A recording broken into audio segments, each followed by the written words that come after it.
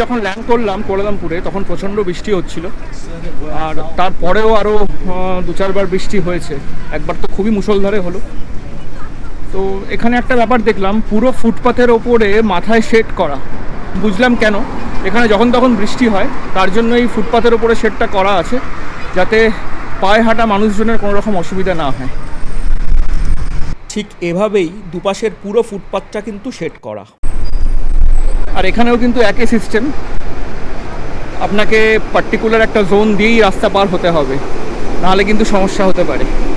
যতক্ষণ না গাড়ি থামবে, যতক্ষণ না আপনি পার হওয়ার সিগন্যাল পাবেন, ততক্ষণ কিন্তু পার হওয়া ঠিক নয় এখানে, নাহলে পুলিশি ঝামেলা হতে পারে। তো নাইটে এদের একটা hop and hop bus tour হয়, সেটা পুরো সিটিটাকে এরা ঘুরে দেখায়, বিভিন্ন জায়গায় স্টপ দেয়। তো সেই ট্যুরটা বুক করেছি, আমার লেগেছে পার হেড 1200 টাকা মতো। ওখানে ঠিক 8টার সময় বাসটা ছাড়বে, 2 ঘন্টার ট্যুর, 8টা থেকে 10টা, 2 ঘন্টা ওরা পুরো সিটিটাকে ঘোরাবে। বাসটা পুরো হুড ওপেন। আমি জানি না কোথায় সিট পাবো, নিচে না ওপরে। অ্যাকচুয়ালি দোতলা বাস, ওপরেও সিট আছে, নিচেও সিট আছে। চলুন পুরো শহরটাকে আজকে সন্ধেবেলা আমরা সবাই মিলে এনজয় করি। রোড সাইড প্রোগ্রাম দেখুন এখানকার।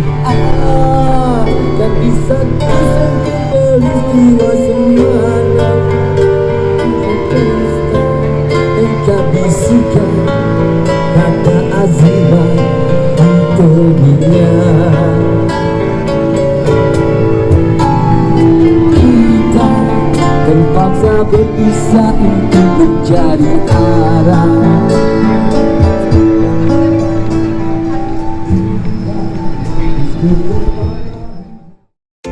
আমরা পৌঁছে গেছি আমাদের বাসের পিক আপ পয়েন্টে।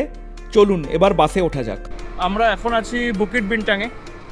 তো KL হপ অ্যান্ড হপ, এদের বাস সার্ভিসগুলো এই বুকিট বিন্টাং থেকেই হয়। এখানেই এদের টিকিট কাউন্টার রয়েছে। আপনি অনলাইন টিকিট অবশ্যই কাটবেন, কারণ এখানে এসে কিন্তু টিকিট পাবেন না। আমি এখানে এসে দেখলাম night ticket are sold out লেখা রয়েছে। তো আমি অনলাইন টিকিট কেটেছিলাম আবারও সেই ক্লুব থেকে। যদি এই ছোট্ট নাইট ট্যুরটা করতে চান 2 ঘন্টার, 8টা থেকে 10টা মালয়েশিয়ান টাইম, তো অবশ্যই কিন্তু আমি বলবো আপনাদেরকে আপনারা অনলাইনে টিকিট করে নিন। বুকিট বিন্টাংয়ের সাংগেইওয়াং প্লাজা হলো এই ট্যুরের pick up and drop point. আমরা স্টার্ট করলাম, বাস ছেড়ে দিল আমাদের, এবার আমরা আস্তে আস্তে এগোচ্ছি।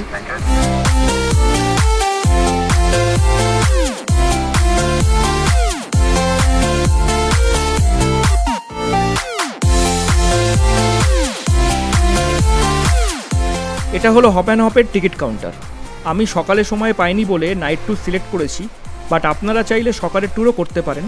সকাল 9টা থেকে শুরু করে বিকেল 5টা পর্যন্ত প্রতি আধ ঘন্টায় এদের ডে ট্যুরও আছে। মাথার ওপরে এটা হলো বুকিট বিন্টাংয়ের মেট্রো স্টেশন। এই বুকিট বিন্টাংকেই কিন্তু কুয়ালালামপুরের হার্ট অফ দ্য সিটি বলা হয়। আপনি অনলাইন যদি বুকিং করেন তাহলে সেক্ষেত্রে টিকিট কাউন্টারে এসে অনলাইন ভাউচারটা দেখে আপনাকে টিকিট নিতে হবে। তার সঙ্গে আপনাকে এরকম একটা ব্রোশিওর দেওয়া হবে। এই ম্যাপটা ফলো করলে আপনি বুঝতে পারবেন যে বাসটা কোন কোন জায়গা দিয়ে যাবে, মানে কোথায় কোথায় স্টপ দেবে, আপনি কি দেখতে পাবেন এখানে। কোথাও পাস বাই আছে আর কোথাও ফটো স্টপ আছে। KL হপ অ্যান্ড হপ ট্যুরটাকে এখানে বলা হয় রোন্ডা রোন্ডা KL। প্রতিটি বাসেই কিন্তু রয়েছে ইংলিশ স্পিকিং গাইড।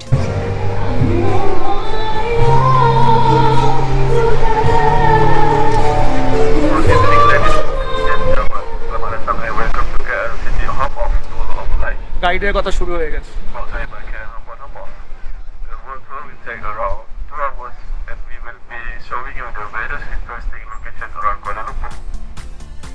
কুয়ালালামপুর মালয়েশিয়ার রাজধানী এবং সাউথ ইস্ট এশিয়ার এক জনপ্রিয় শহর, যার আরও এক নাম হলো the garden city of light. এছাড়াও কুয়ালালামপুর টাওয়ার সিটি নামেও পরিচিত। চারিদিকে গগনচুম্বী সেই সব টাওয়ার দেখতে দেখতেই এগিয়ে চলেছি আমরা এই হপ অ্যান্ড হপ বাস ট্যুরে।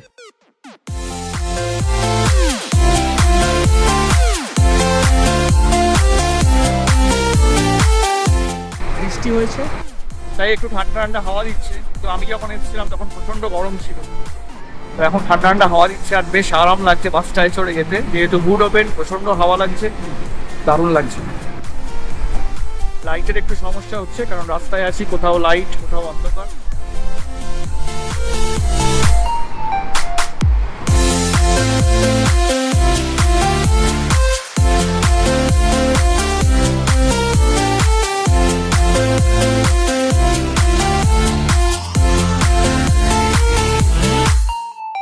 ওই দূরে দেখুন দেখা যাচ্ছে বিখ্যাত পেট্রোনাস টুইন টাওয়ার। শাহরুখ খানকে তো সবাই চেনেন, নিশ্চয়ই মনে আছে এই কথাটা যে ডনের শুটিং হয়েছিল পেট্রোনাস টুইন টাওয়ারে, আর ওটাই ওই ব্রিজ।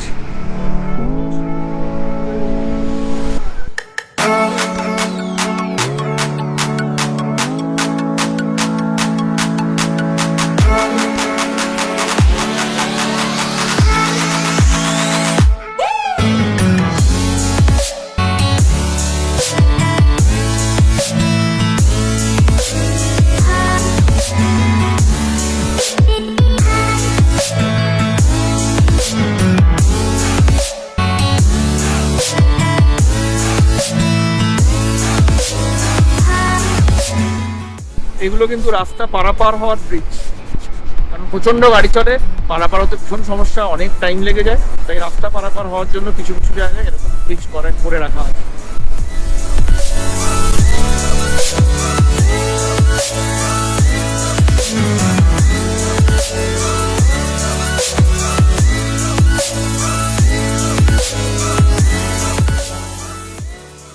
এখন যেটা দেখতে পাচ্ছেন সেটা হলো কেএল টাওয়ার।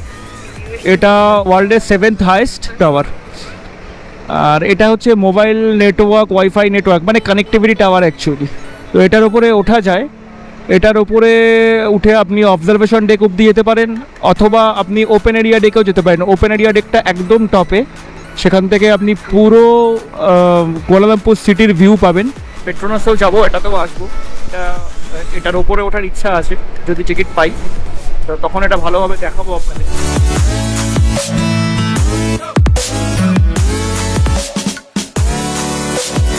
এটা হলো কুয়ালালামপুরের ন্যাশনাল মিউজিয়াম।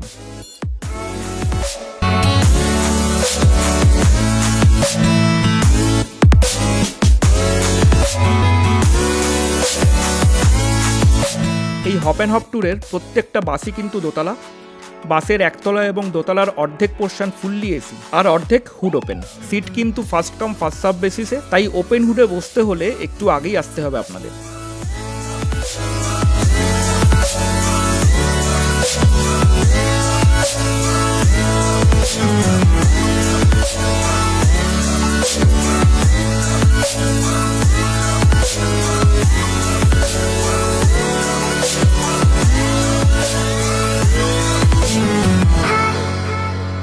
এটা হলো জালান পেটালিং বা চায়না টাউন। এটা হচ্ছে এখানকার চিপ মার্কেট, মানে চিপ বলতে সেই না, সস্তার মার্কেট। মার্কেটটা আপনারা শপিং করতে পারেন, আমিও আসবো এখানে।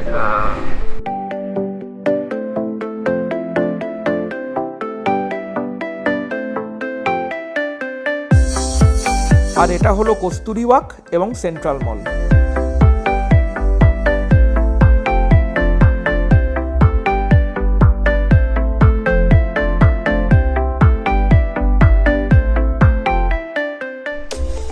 আমরা এখন যাচ্ছি ব্রিকফিল্ডে, যাকে এখানে লিটল ইন্ডিয়াও বলা হয়। প্রচুর ভারতীয় বসবাস করে এই চত্বরে। এখানেই আছে ভারতের বিভিন্ন প্রদেশের রেস্তোরাঁও। এয়ারবিএনবি ট্রেন্ডিং ডেস্টিনেশন অনুসারে ব্রিকফিল্ড বা লিটল ইন্ডিয়া কিন্তু ওয়ার্ল্ডের 3য় স্থান অর্জন করেছে। এটা road side restaurant.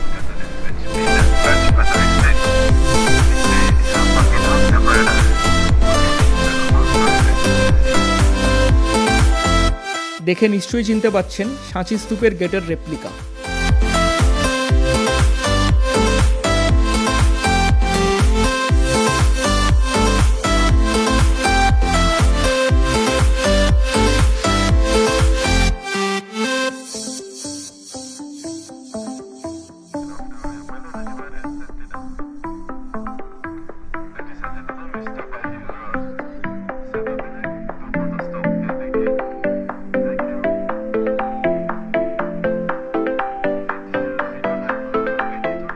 National palace বা মালয়েশিয়ান ভাষায় ইস্তানা নেগারা, যা কিনা মালয়েশিয়ার রাজা ইয়াংডি পেরতুয়ান আগাংয়ের সরকারি বাসভবন। কুয়ালালামপুরের উত্তর পশ্চিমে 2011 সালে প্রায় 98 হেক্টর জমির ওপর গড়ে উঠেছে এই প্রাসাদ।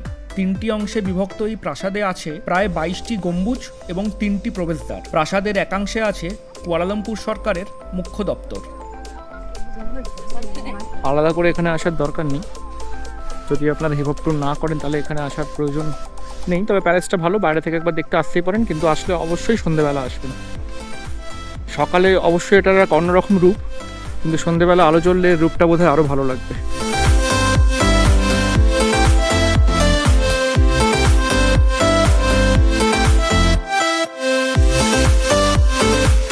এটা হলো কুয়ালালামপুরের পুরনো পোস্ট অফিস।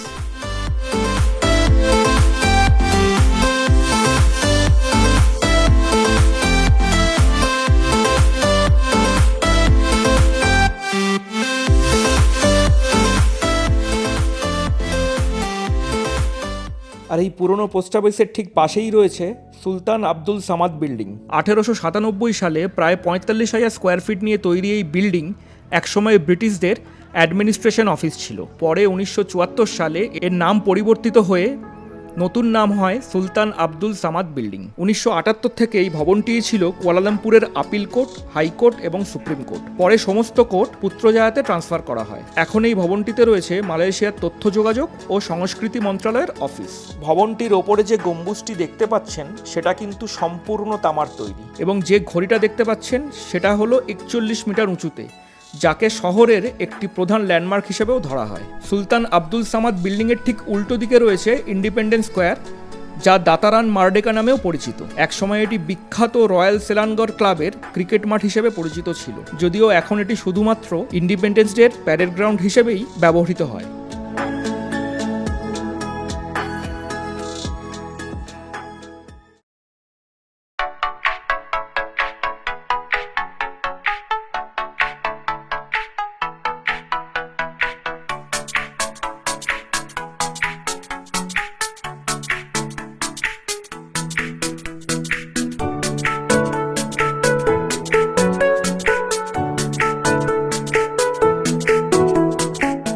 এটা হলো ইস্তানা বুদায়া, কুয়ালালামপুরের বেশ নামকরা অপেরা হাউস।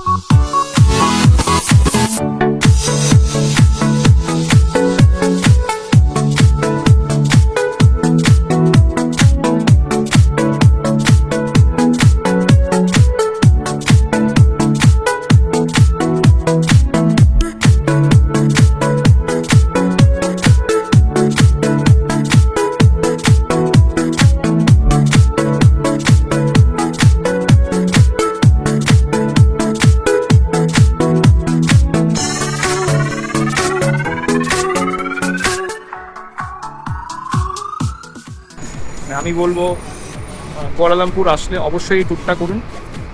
আপনিও এনজয় করবেন, বাচ্চারাও এনজয় করবে। কুয়ালালামপুর আসলে এই ট্যুরটা করা কিন্তু মাস্ট হয়ে গেল। বাস ট্যুর শেষ করে আমরা এখন হাঁটতে হাঁটতে এগিয়ে চলেছি হোটেলের দিকে। ব্যাংককের মতো টুকটুকের বন্দোবস্ত নেই এখানে, আর ট্যাক্সি পাওয়া সত্যি খুব ডিফিকাল্ট, তাই অগত্যা হেঁটে যাওয়া ছাড়া উপায় নেই। তবে ফেরার পথে চারপাশের বিভিন্ন দোকান দেখতে দেখতে বেশ ভালোই লাগছিল আমাদের। রাত 10:30 বাজে, কেউ বলবে ভিড় দেখুন এখনো কিরকম।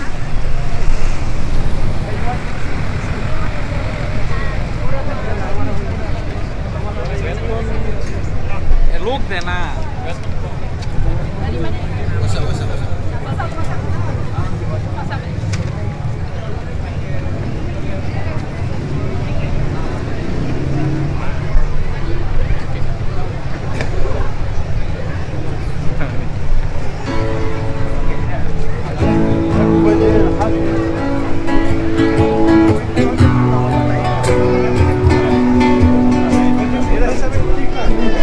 বুকিট Bintang, heart of the city. যত রাত বাড়বে তত এখানে ভিড়ও বাড়বে।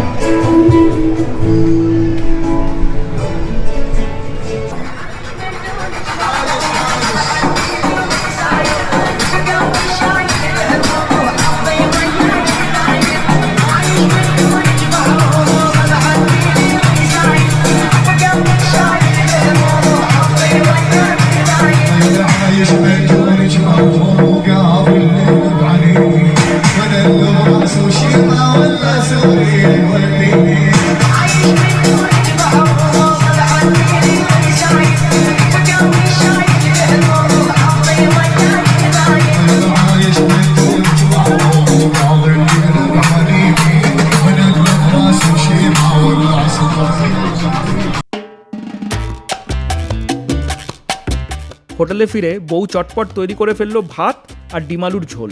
এবার ডিনারের সময়।